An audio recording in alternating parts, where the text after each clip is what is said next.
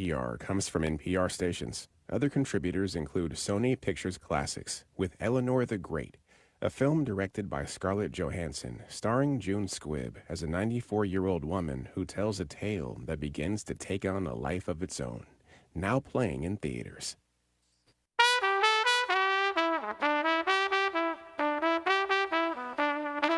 This is Charlotte Talks. I'm Mike Collins. On the local news roundup, the murder of Iryna Zarutska continues to reverberate with questions about cat security being discussed. I'm just trying to get to the visibility of cops on trains. Citizens are really confused. That was part of a debate on Charlotte City Council this week, even as citizens gathered for a vigil in honor of Zarutska, and as the legislature has its own debate while passing Iryna's law to overhaul bail and reestablish the death penalty. J.D. Vance comes to Concord, and he too enters the conversation on this topic, repeating something Donald Trump has said repeatedly about blue city mayors. We would love to have the mayor of Charlotte reach out for our help. On the one-year anniversary of Hurricane Helene, Kristi Noem releases $48 million in federal recovery funds and a dust-up over comments made by the mayor of Monroe. Here to talk about those stories and more is WFAE senior editor Ely Portillo. Zach Turner is WFAE's climate reporter. Mary Ramsey is local government accountability reporter for the Charlotte Observer. And Ryan Pitkin is co-founder and editor of Queen City Nerve. Welcome back, everybody. Thank you for being here. Morning. And by the way, Zach is our two-time champion for the week because he's been here before already this week. So, Zach, carry the ball. Yep, we're proud of him. That's right. On Monday, 1 month after her murder on a Blue Line train, Charlotteans gathered for a vigil at the East-West station to honor Iryna Zarutska. How did this commemoration come together, Eli? Well, this was organized in part by the Mecklenburg GOP, folks who are hoping to highlight the crime, and some of them have talked about what they say are Democrats' soft on crime policies. So there was a little of that political aspect, but there were also religious participants from multiple different churches, and there were people who knew Iryna who were there, and there were people who didn't know her who drove, some of them from quite far. So it was on the 30-day anniversary and was organized as a celebration of this person's life and the tragedy of her death. And hundreds of people evidently turned out. You mentioned friends of hers turned out. Friends of the family also did, among them Yelena Stevenson, who was a friend of the family. Well, I hope people come out, they speak out. I mean, this city needs some kind of a resolution and changes in the law. We cannot have criminals and put public in danger. Hopefully her death was not in vain, and some changes will come. And she also described how she would like that 23-year-old young woman to be remembered. She was sweet, she was kind, she was affectionate, she loved her family, she loved the United States. I mean, that's all I could say. They were thrilled to be here. Running away from war, coming here was important for them to stay here, but she wanted a different life. Her murder was heinous. It was caught on video. It has law and order implications, which we'll talk about. It also involves someone who has, as she just mentioned, fled her war-torn country, Ukraine, and came here with her family for a better life, which was cut all too short. Is that why this has gotten so much national attention, you think, Mary?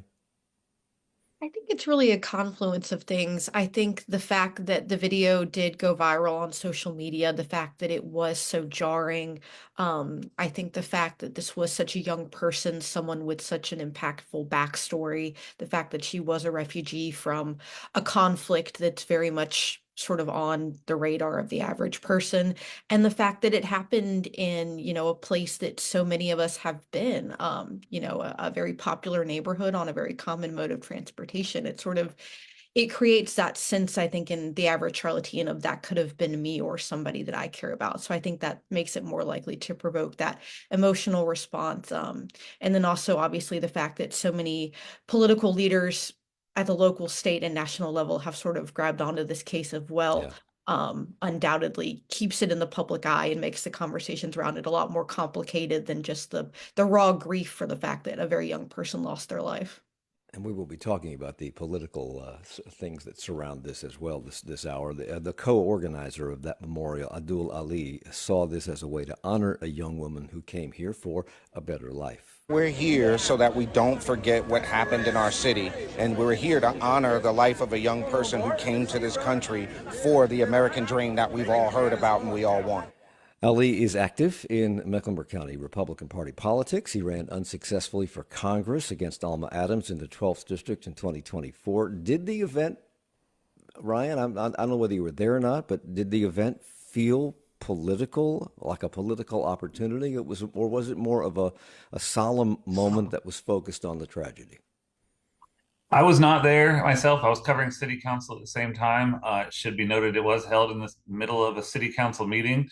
And organized by MEC GOP. You don't see a lot of these vigils that are organized by a political party in cooperation with West Boulevard Ministry, which is, the leader of that, Bart Noonan, is a huge open Trump supporter.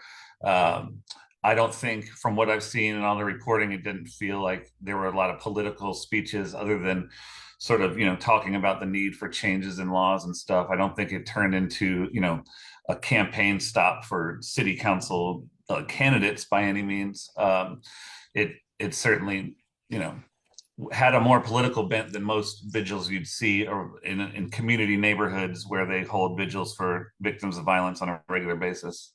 And although there were a lot of religious leaders who were speakers, many of those religious leaders have run in the past for political office. One of them, Minister James Bowers, has run for Charlotte City Council. He said that people feel unsafe because of gangs and youth violence and a lack of being protected by police and leaders. He said, quote, "Today we are seeing the glory of the American standard being challenged through wrong ideologies and wrong thinking, which puts the hopes and dreams of our families and children into turmoil and chaos." Eli, did he explain what he meant by that? That seems a little convoluted. Yep. Not that I saw.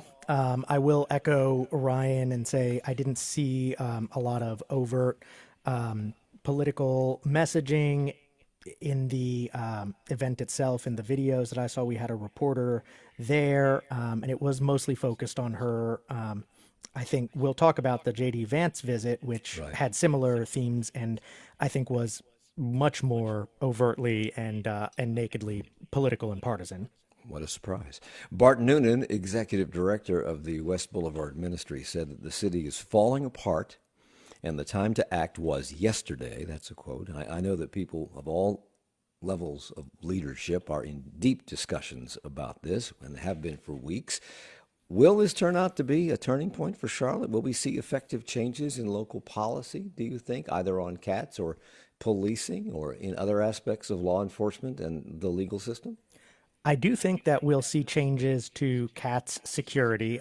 We've had reporters riding the light rail and recording observations, and for a story next week, and everyone has reported fair enforcement and visible security, things that were not there before. Riders we've talked to have also seen that. As for whether this will be any sort of political turning point for the city, I think there's a less evidence of that. You look at who's running for mayor, the district races, the at-large races for council, and I mean, except for District 6, they're all set pretty much. Unless there's a massive surprise, there's not really competitive races. So I do think, just given the preponderance of Democratic voters in Charlotte and Democratic-leaning voters, we're not likely to see this as a sea change where there's, like a Republican tough-on-crime surge at the local level. Ryan.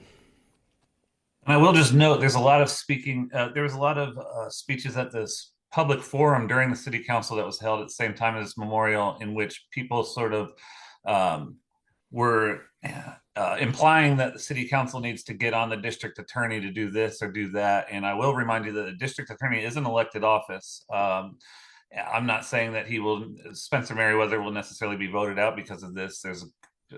I don't see that even necessarily happening, but it's just one of those things where what we deal with all the time, that folks aren't sure which department is run by which which agency is run by which body. And so the district people will have a chance to vote for district attorney. I'm actually now embarrassed as I'm saying this. I'm not sure when the next election is. I believe it's next year. Yeah. And so that is not necessarily under the purview of city council directing a district attorney. Right. The debate over this and what needs to happen as a result of this has reached all levels of government, the local, state, federal, etc. And in Raleigh this week, the General Assembly passed Iryna's Law, which was named after her. It was introduced by Mecklenburg Representative Republican Tricia Cotham. This sweet and beautiful young woman was full of potential, and a monster who already had 14 previous convictions, including and not limited to armed robbery, felony larceny, and the list goes on. A diagnosed schizophrenic. He was released by a magistrate without a secured bond, and the magistrate ignored all the very obvious red flags. As we have discussed on this and other editions of this program many times, options for mental health treatment are sparse. The need for more prosecutors and enhanced court capacity is great, and it is dependent, all of that is dependent on state funding, and magistrates in our state have few qualifications, little oversight, and more power than similar officials in other states, something also evidently outlined by state law. So how much of the responsibility for this falls on the legislature? And that said, what does this new law do? Well, I do think the legislature sets the ground rules and kind of bears a lot of the responsibility ultimately here. This new law aims to tighten up those bail standards.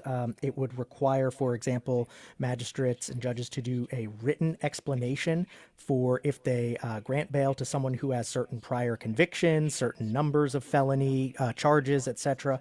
The North Carolina Supreme Court Chief Justice would get the power to suspend magistrates who he thinks are doing a bad job.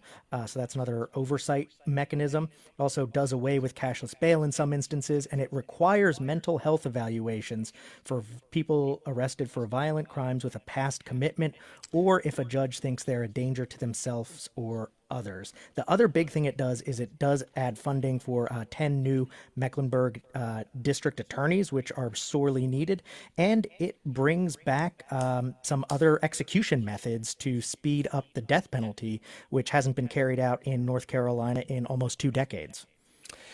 Democrats advocated for more training for these magistrates who make bail and incarceration decisions prior to trial. Republicans shot that request down, Mary, but the bill is said to put more oversight. Can you go into more detail about exactly who controls that oversight and how this changes for those magistrates? Yeah, I'm not exactly sure of the specifics for that. I will say with regard to the suspect in the Zarutska case, I really recommend people check out a story my colleague at The Observer, Julie Coyne, posted a couple weeks ago, looking at, the guidelines that the magistrate in his previous arrest in January was following, and sort of outlining the options that that magistrate did have at that time, based on what were the guidelines for magistrates at the time, rather than what's sort of theoretically being debated now for what magistrates will or won't have to do in the future. Eli, we have 30 seconds. I think one uncomfortable fact and consideration here is that there are a lot of people, probably thousands, who are arrested for low-level misdemeanors like this suspect had been and have mental health issues or prior arrests. The system needs more capacity to deal with those effectively. I want to come back and talk about that. I want to talk about the new prosecutors that this bill allows Spencer Merriweather to hire and what that means, because prosecutors can only prosecute if the courts have room for them. We're coming right back. It's Charlotte Talks. Monday on Charlotte Talks, violent extremist movements are coming out of the shadows and thriving online, and their appearance on social networks along with algorithms can turn fringe group ideas mainstream. We pull back the curtain to see how these ideologies spread and what makes them attractive to young people. Monday at 9 on 90.7 WFAE.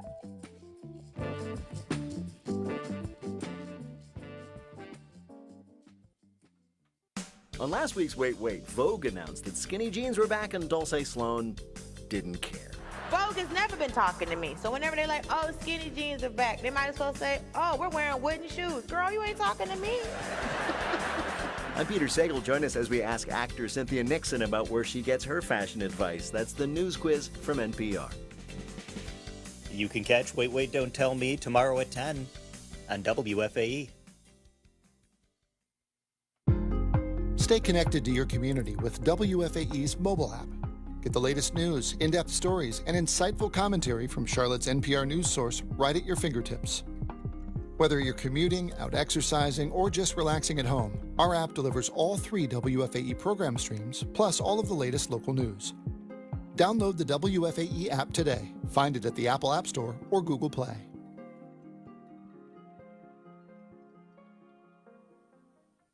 It's Charlotte Talks on listener-funded 90.7 WFAE and WFHE. I'm Mike Collins. It's the local news roundup with Ely Portillo and Zach Turner, both from WFAE News. Mary Ramsey from the Charlotte Observer and Ryan Pitkin from Queen City Nerve. We're talking about Iryna's law, which was passed by the legislature and is awaiting the governor's signature or veto. This bill makes it more likely that people with mental health issues could be, quote, involuntarily committed to mental health facilities after being arrested for a crime. So 2 questions. Are there adequate facilities to house and treat these people if we start doing that? And 2, how does this prevent them from committing crimes? I mean, does it provide for additional mental health treatment prior to being arrested for people who need it, and it's obvious that they need it? And in the case of the person who murdered Iryna Zarutska, his family had him committed, but he could only be committed for a week, and then they had to release him. Yeah, that's been a huge issue, and one of the biggest complaints and objections that the Democrats who voted against this bill had was that it did not provide, mental health funding and increased capacity for mental health treatment. Now, if you look at this particular why case, not? If you want to fix the problem, why not address the problem? Well, I think it depends on your definition of the problem. Republicans said that, the problem is the bail system and people getting out too easily. They pointed to his history of involuntary commitment and previous violent arrests and said this is not someone who should be offered bail in the first place. So I think it depends on where you identify that problem. But if you look at his arrest, this particular one, remember it was misdemeanor misuse of the 911 system in January. Right. That's a very low level misdemeanor. That's the equivalent of basically prank calling 911. I think it's a really tough sell to say everyone who's arrested for that, who has any previous violent arrests, can be held indefinitely. I mean, there's just so many. And if you look to a previous series that WFAE did called Fractured, we actually spent a year looking at the mental health system in North Carolina for people who are charged with criminal offenses, and found that it's just grossly inadequate. People are waiting for months or even years to get mental health services if they are judged, unable to proceed in their criminal trials because of mental illness. Republican lawmakers told Democrats that they were trying not to spend any money aside from the amount of money they set aside for the 10 new prosecutors that this law will allow for. Mecklenburg DA Spencer Merriweather has cried out for years now for more prosecutors because of our exploding growth as a city, and he's also pointed to case backlogs in the court. And several judges who have appeared on this program and have been interviewed by other news outlets say we need a lot more there as well. More prosecutors bringing cases that the courts cannot handle and that sit on the docket for years is not helpful. Is that remedied by this bill, Mary? Yeah, so as Eli mentioned, there is funding in the bill for more staffing at the Mecklenburg District Attorney's Office. That's something that, has been talked about for a long time. More state money for that kind of system is something that comes up frequently. For example, when Mecklenburg County Commissioners are talking about their budget for the year and the pleas that they're hearing to get more money into the system. So we could see some potential benefits there. Maybe I tuned out. I'm sorry, forgive me, but I'm trying to figure out. Yes, he got more prosecutors, but is there more court capacity? Is that in the bill? That's my question. Maybe you answered it and I just didn't hear it. I'm not sure if there's anything specifically related to court capacity. I don't know if anybody Okay. else wants to jump in and has clarity on that. Yeah, nothing that I saw in this bill specifically relates to that. I will say Spencer Merriweather, the district attorney in Mecklenburg County, has pointed out that over, I believe, the past decade, while the population here has continued to boom, his office has only been able to add one prosecutor. Yeah. Okay, the death penalty is, let me talk about this first. The bill passed through the Senate first, then it passed the House. But in the Senate, the vote was only 28-8 because Democrats walked out, and the remaining Democrats who stayed behind voted no. Why did they walk out? Why did they vote no? I believe that was due to a last-minute amendment that was added by, I believe it was Senate Leader Phil Berger, and that was to sort of get the North Carolina death penalty back in action, if you will. The death penalty has been legal in North Carolina. It's never been illegalized, but it has been sort of halted to a stop. And the excuse used is that, there's questions about certain uses and things like that, and the appeals process takes this long and that long. So what they've done is try to shore that up by introducing new uses like the firing squad. Welcome back to, Right. That sounds like we're going back to mid 20th century, if not further. It's also sped up the appeals process, said that you have to appeal in your own county as opposed to everyone appealing in Wake and bottlenecking there. So that's sort of the effort to sort of stick a death penalty clause amendment into this law. And that's where Democrats were like, hold on, this is not anything to do with what happened here that we're trying to respond to, this murder. So debate over the particulars of this legislation was described as emotionally and politically charged in Raleigh. Republicans saying Democrats are soft on crime, Democrats accusing Republicans of being unserious about solutions and unwilling to pay for the mental health and law enforcement services needed to fix the problems. Republican State Senator Danny Britt of Robeson County was in favor of the bill, but he still admitted its weaknesses. We believe this does make North Carolina safer and does help to promote law and order in the state of North Carolina, but we do have more work to do on involuntary commitments and mental health in the space of the criminal justice system. Durham County Representative Marcia Morey opposed the bill because of the execution methods and took exception to how Republicans like Donald Trump described the suspect in the Zarutska murder. Our president calls this person an animal. Boy, do our Christian values go down the tube within an instant. But Republican House Majority Leader Brendan Jones of Columbus County has no sympathy for the killer. Where was his kindness? Where was his mercy? Ending a life for no reason. Ridiculous comments. To be clear, the accused murderer, we've said this already, the accused murderer, DeCarlos Brown, is alleged to be schizophrenic. If that proves to be true, does this new law make any concessions for that or increase the availability of treatment to a sufficient degree that might have prevented him from getting on that train and doing what he did? I don't think that it increases treatment options for folks in that particular crisis situation or at all. That was, again, really Representative Morey's main objection. One thing I wanted to highlight is I think you're seeing, obviously, a lot of politics swirl around this case. And for some Democrats, it puts them in a tricky spot because while acknowledging the humanity and the illness of the killer, alleged killer, is a nuanced and thoughtful position, it's probably not the more politically popular one. And a lot of people don't want to hear nuance and thoughtful discussion of mental illness. They want to hear, this guy's a monster, we're going to get tough on him. Right. And Republicans certainly see an opening there and I think have the potential to grab a politically compelling message. And I should have said doing what he allegedly did, because even though it's on video, he's not been convicted of anything yet. So right. This bill does expand death penalty options. We had stopped using the death penalty. We put it on pause for many of the reasons that Ryan mentioned. Also, the fact that there was some discussion years ago about how inhumane that might be because it doesn't always take effect very quickly.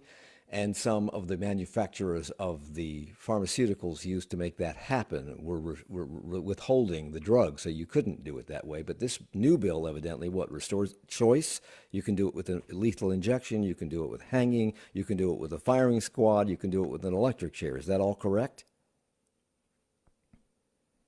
I believe there's also gas now back in play. Okay. Yeah, all if right. it's being used in another state.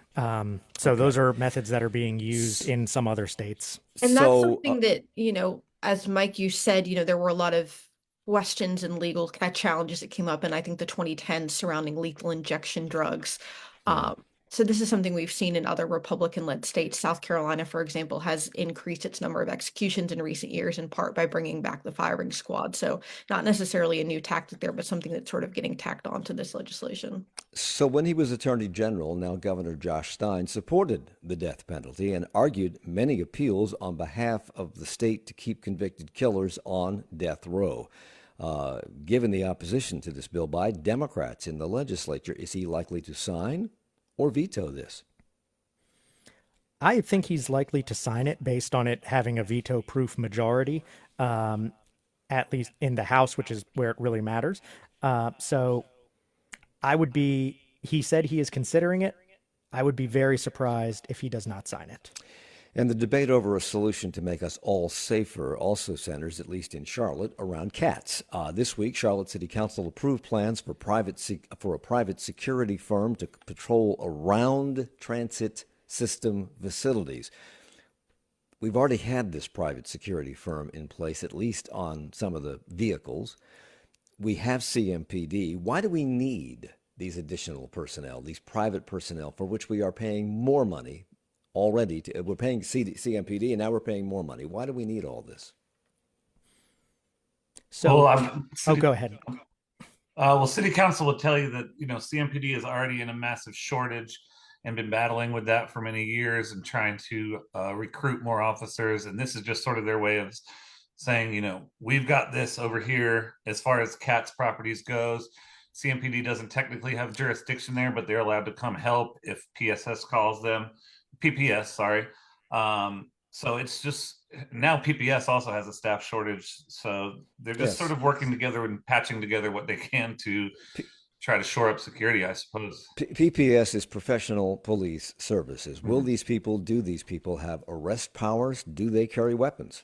So under the mutual agreement with the city, they have policing powers, to arrest people, cite people, detain people. I believe they're armed. They have they go through the same basic law enforcement training curriculum, but those powers are limited geographically to the transit system and areas adjacent. And what this expansion did was expand the geographic area where those private police powers can be enacted.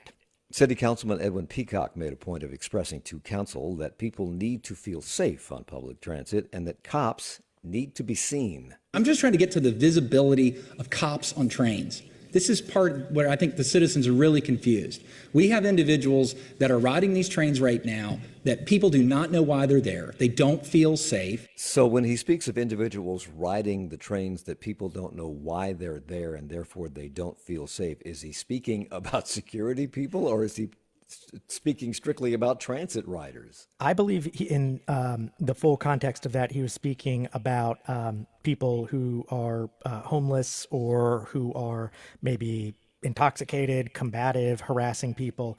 He's spoken a lot about how people are intimidated by a small number of transit riders, which is something we heard from some riders we've interviewed too, actually. Which is why he's advocating for law enforcement to be seen so that people feel that they have somebody has their back.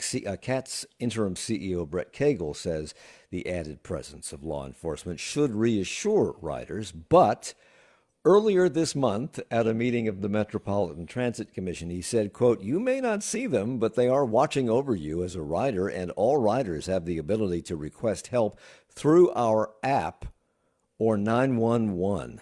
Mary, what has been the reaction to that? That doesn't give me a lot of confidence. If I can't see them, I don't know that they're there. Yeah, Who has time for a nap? this is something that Katz has talked about a lot with regard to both security as well as fair enforcement. This idea that in a city this big, with a system this large, it is not necessarily feasible to have a fair enforcement person and a security person on every train 24/7, 365, but that if you saturate the system enough, it will sort of encourage good behavior by riders. It will encourage people to follow the rules to buy a ticket. And also that it will reassure people, while also, like you said, emphasizing the fact that there are security cameras, the ability to call security, but at the same time, like you said, in an emergency But situation. this is all reactive. This is not proactive. This would not prevent anything. It is reactive to what has happened or what is about to happen or what is likely to happen. Fellow Republican Councilman Ed Driggs has said that the city must consider being more aggressive in dealing with passengers who may not be breaking the law, but who are making passengers uncomfortable. I mean, that comes with all kinds of constitutional right violation potential, it seems to me. And as one of you pointed out, Brett Cagle, the interim CAT CEO, says it's simply not feasible to put law enforcement on every single bus and every single train car.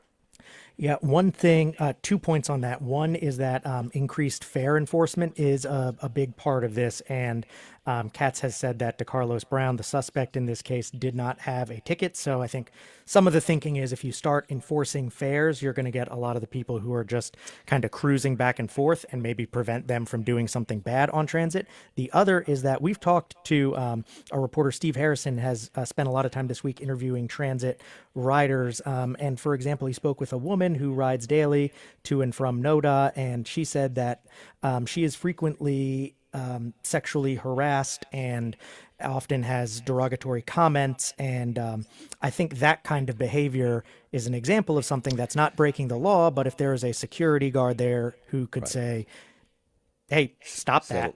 That or get off the of train. it. Yeah. So that's some of what they're talking about there. There are local, state, and federal agencies all investigating security protocols at CATS, and Council's Edwin Peacock says the city has to keep citizens up to date on this. We've got, obviously, Department of Transportation, FTA, State of North Carolina. It just keeps coming, guys. And I'm waiting to hear, give me some confidence that this is going to change. Now, perhaps the information flow needs to begin with giving information to people on council. Council member Renee Johnson is upset because the city has not released numbers on how many crimes have been committed on the transit system, which she says should have been released long ago. Mary, you're the local government accountability reporter for the Charlotte Observer. Is this part of what appears to be a long-standing problem of council members being kept informed or being kept uninformed by city staff? It's hard to ignore that this is a complaint that we hear from our elected officials a lot when we have these big things. When they were voting on whether or not to give $650 million to David Tepper, they said they wish they'd had more information earlier so that it wasn't such a short notice decision. When they were talking about giving a six-figure settlement to our outgoing police chief, some talked about how they felt like they needed more information and that some people were hearing things others weren't. So it's hard to ignore the fact that this is something we hear repeatedly whenever we've got these big headline-making issues coming before council. Meanwhile, State Supreme Court Chief Justice Paul Newby has launched a pretrial release task force in the wake of the Iryna Zarutska murder. He says the group will make recommendations no later than 1 year from now. When we come back, J.D. Vance was in Concord this week. We'll talk about that and no state budget and more.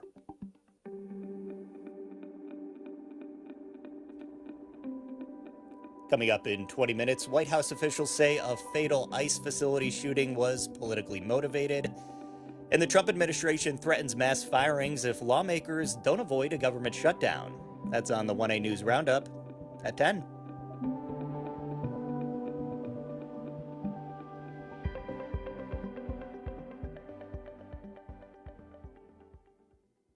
Hey, it's Maria Hinojosa from Latino USA. You know, the thought of getting rid of a vehicle you love but no longer need can bring up a lot of mixed emotions, like great memories of road trips, vacations, and special moments, but you're not really using the car anymore and it's kind of taking up space. Here's a thought. Donate that car. Proceeds from the sale will give it new life, supporting WFAE. Go to WFAE.org/cars to learn more. Support comes from Ovens Auditorium, presenting Jason Isbell January 16th at Ovens Auditorium in Charlotte. Tickets available at 10 a.m. today at Ticketmaster.com. Support also comes from the National Board of Examiners in Optometry. Located in Charlotte, the NBEO is currently seeking individuals to serve as standardized patients for optometry candidate exams. Applications accepted at nbeosp.org. It's Charlotte Talks and the local news roundup on WFAE and WFAE.org. I'm Mike Collins. Ely Portillo and Zach Turner are with us from our WFAE newsroom. Mary Ramsey from the Charlotte Observer. Ryan Pitkin from Queen City Nerve. Vice President J.D. Vance came to Concord this week with this murder on the Blue Line train on his mind. If the mayor of Charlotte and the governor of North Carolina asked for our help, we would absolutely send it because we believe in helping people regardless of whether they're Democrats or Republicans. We would love to have the mayor of Charlotte reach out for our help. That came up in the context of his characterizing North Carolina Democrats' approach to public safety as soft and calling on Governor Stein to sign a new crime bill that we've been talking about this hour. He came to stress the Trump administration's commitment to empowering state and local law enforcement and to talk about tax policy. But he also reiterated his long-held thoughts that this country is too soft on crime. I think that if a person is being violent and threatening to young children and young families, they ought to send their asses to prison instead of telling people that they got to cross the other side of the street. So clearly he got a big reaction to that, and he certainly isn't wrong. Does this new crime bill, however, Ryan, address that? I think it does to a certain extent, just in the sense of they're wanting to end cashless bail. Has been a long time goal. But, you know, there's a lot of hyperbole there. And, you know, he's using a lot of untrue statements during that speech, not necessarily part of that clip. But one of those untrue statements dealt with crime, the crime rates here as compared to third world countries. He says if you go to Port-au-Prince, Haiti, this is in the Observer this morning, if you go to Port-au-Prince, Haiti, you go to some of the poorest countries all over the world, even those countries have a better murder rate than Washington, D.C., or some of the major American cities. Some of them, he says, have better murder rates than Charlotte. That's a disgrace. That's a quote. But that's not true. The numbers are wrong, as are so many of the numbers that come out of this administration, Mary. Yeah, my colleague Nora O'Neill at The Observer dug into the stats a bit. The two specific cities in the developing world that the vice president mentioned were Port-au-Prince, Haiti, and Mogadishu, Somalia. Port-au-Prince has a very high murder rate, according to reputable sources. We found significantly higher than Charlotte's murder rate and the murder rate in comparably sized U.S. cities. Data from Mogadishu is much more limited, but worth noting the State Department has a lot of warnings instituted for Americans not to go there because of heightened safety risks. Is there a racial aspect to comparing Port-au-Prince, Haiti, and parts of Africa to blue-controlled cities? Is there a racial aspect to those accusations? I think so. I think that's one of the big things we didn't mention earlier when we said about why this crime was able to go so national and viral. And it's unfortunate, but it can't be dismissed. The fact that it was a white woman and a black man attacking her is sort of what led to some of the darker corners of the internet really getting a hold of it and being able to play up those angles. And you see that played out in some of these speeches. So Vance also used his Concord whistle stop as an opportunity to stress his low tolerance for violence against law enforcement. You don't have to agree with my immigration policies. You don't have to agree with Donald Trump's immigration policies.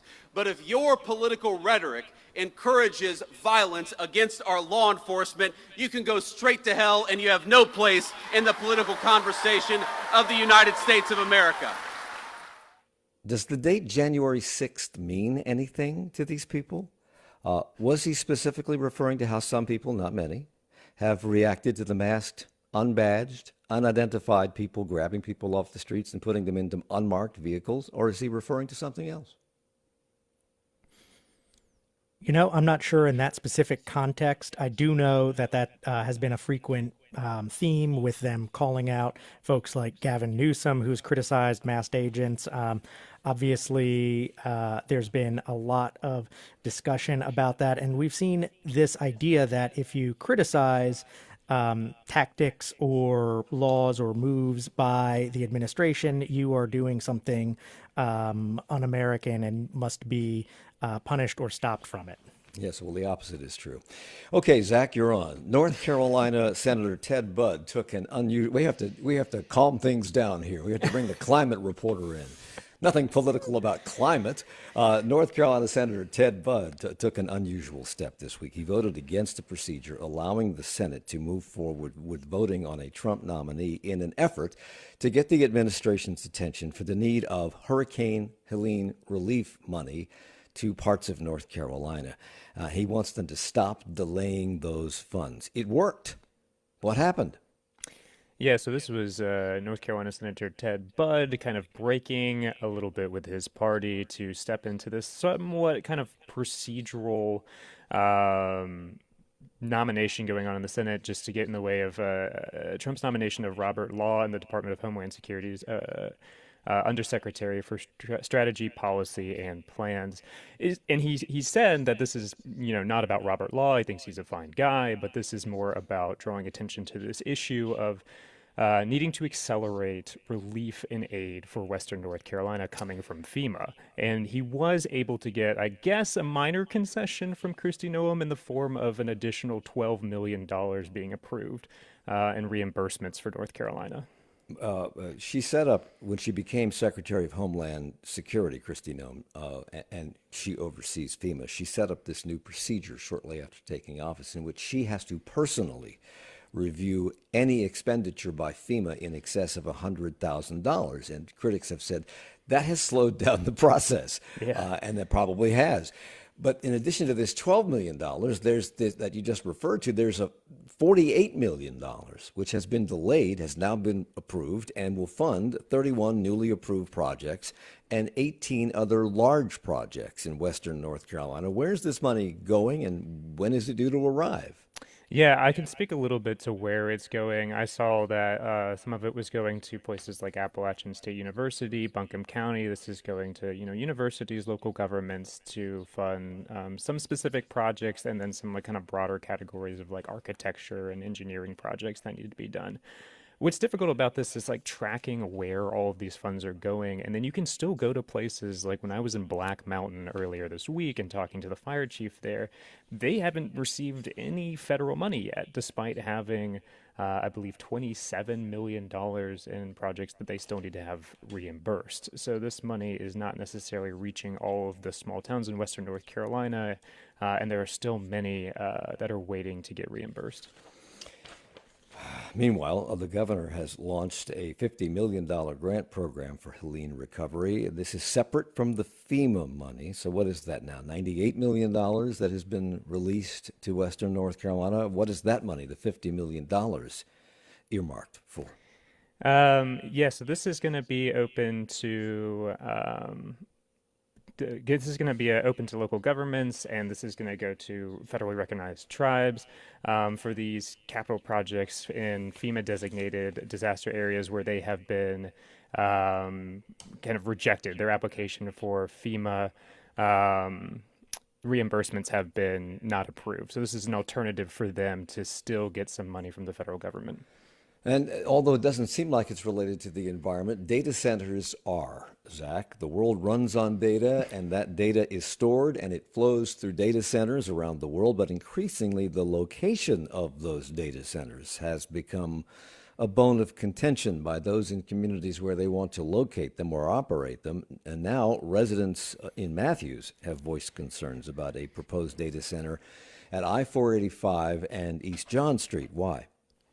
So they say that this is going to be, they're worried about noise pollution and sort of a lack of actual benefits to the community here. We're talking about a rather large project on 123 acres out by Matthews. And for this kind of size of project, it's actually bringing relatively few jobs. This is going to bring about 100 new jobs, and you can look at other projects like some clean energy projects, like the $14 million Toyota investment in Liberty, North Carolina, that was bringing thousands of jobs for this type of project. So I think residents are concerned that it's going to be a large impact for their community while bringing relatively little benefits to the actual folks that live there.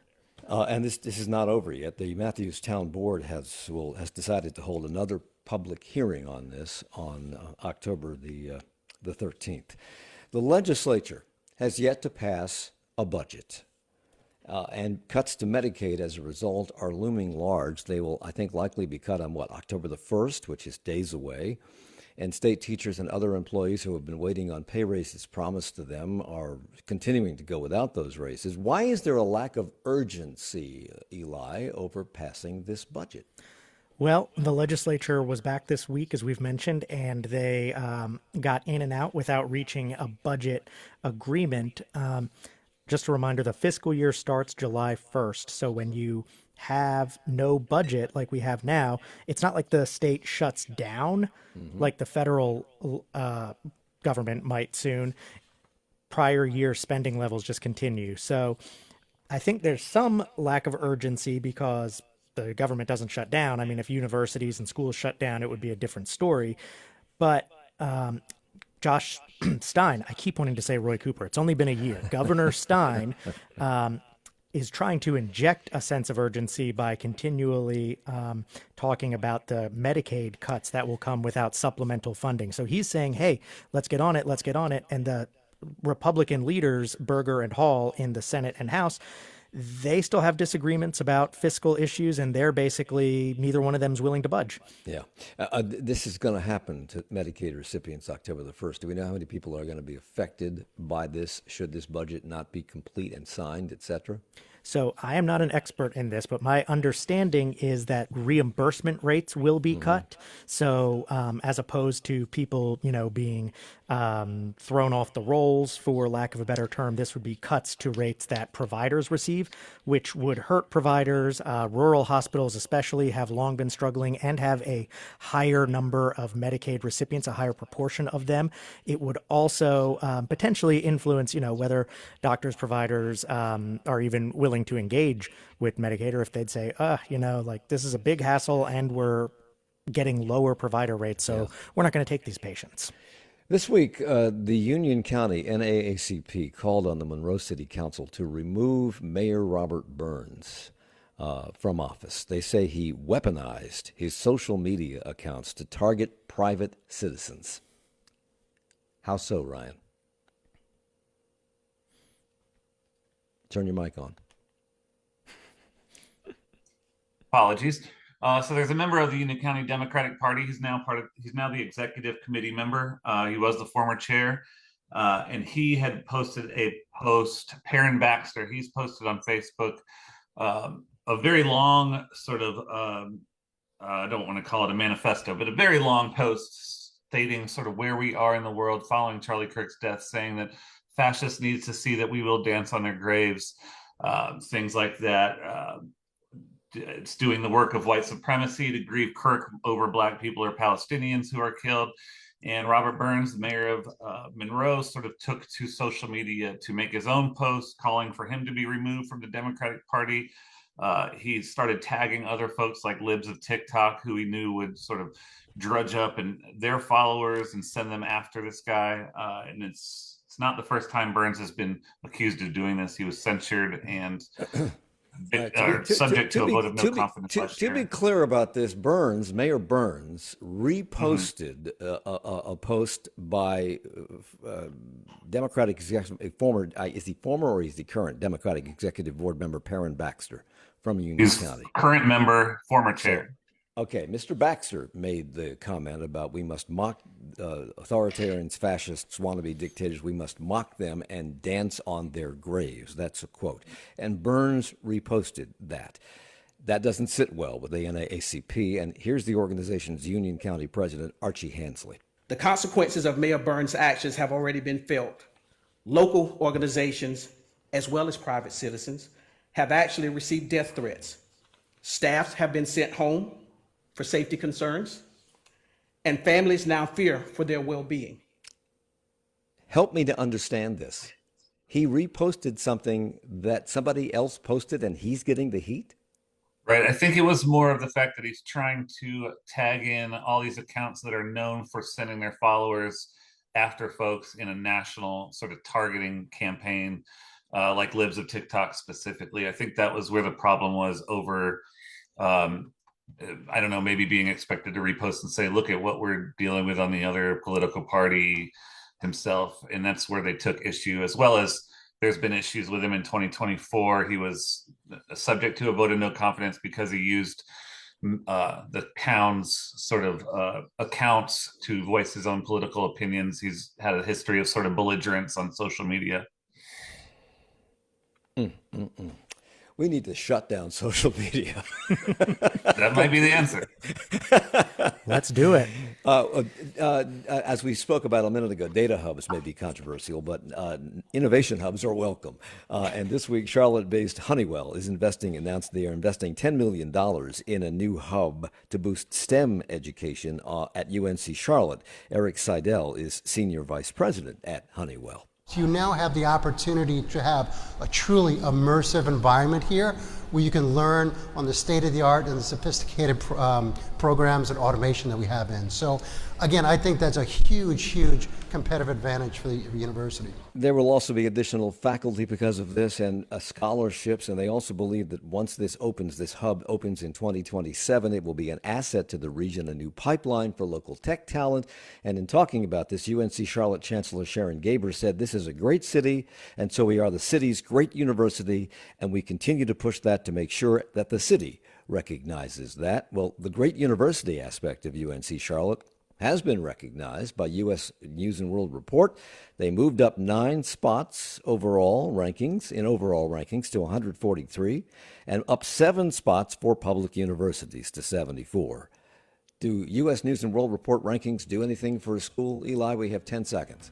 Well, I think it's better to go up than down. And we'll leave it at that. Oh, speaking of going down, Charlotte FC did not break their record of hoping to have 9 consecutive wins. They lost to New York last week. But surprise upon surprise, the Panthers won last weekend. Blowout against Atlanta 30-0. This week they play a team with an identical record, but that team, the Patriots, are favored to win. Ely Portillo, Zach Turner from WFAE, Mary Ramsey from The Observer, Ryan Pitkin from Queen City Nerve. Charlotte Talks is a production of 90.7 WFAE. Support for Charlotte Talks comes from Mazda of South Charlotte. Our executive producer is Gabe Altieri. The senior producer is Sarah D'Elia. Our producer is Chris Jones. For more information about Charlotte Talks, to listen to past